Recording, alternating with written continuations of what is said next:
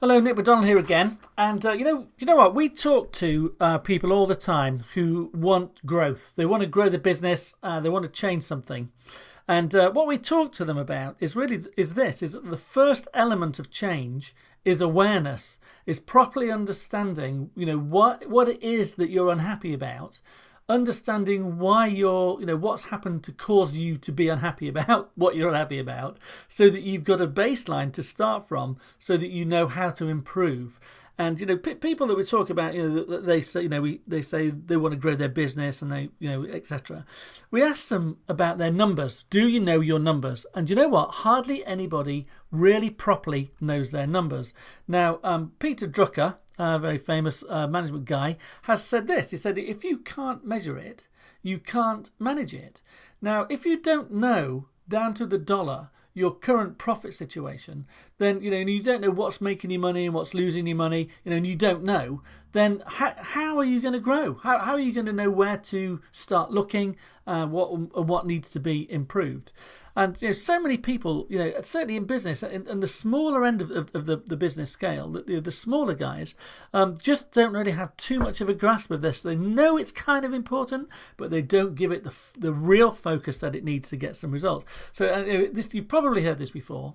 Turnover is vanity, profit is sanity, cash is reality. But so many people, when we talk to them about what you're turning over, how much money are you making, they can largely tell you roughly how much money they've invoiced out, so what their turnover is, what their cash they're generating. But hardly anybody can tell you exactly how much profit that they've made in the last month, in the last year, never mind per job.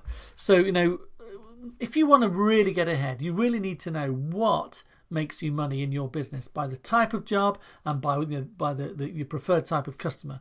And also you need to look in your business and look at who makes you money and who actually costs you money. Now by that I mean you're going to have people that are sitting on the phone answering phones and sort of aren't necessarily generating cash per se, but you're going to have people, if you've got 3 or 4 guys out in trucks, you might have Bob that generates you an average ticket value of $10,000, and you might have Dave, who generates you an average ticket value of $1,000. So if you don't know, so is Dave making you loads of money because he's great, or is Bob making you loads of money because he's great, and Dave isn't making you loads of money isn't making you any money because he needs training? What is it? What's costing you the money there? So who are the stars, and can you actually put a dollar amount on it? You need to know this stuff. You also need to look at the level of complexity versus of any job versus the profit margin that you're making. So many people we talk about spend loads of time doing kind of complicated jobs, or loads and loads of jobs that they're making hardly any profit on at all.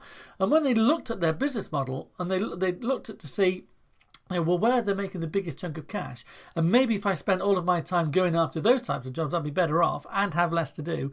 And bingo, you would be amazed at just the difference that bit of change of focus, once you understand your numbers, can bring.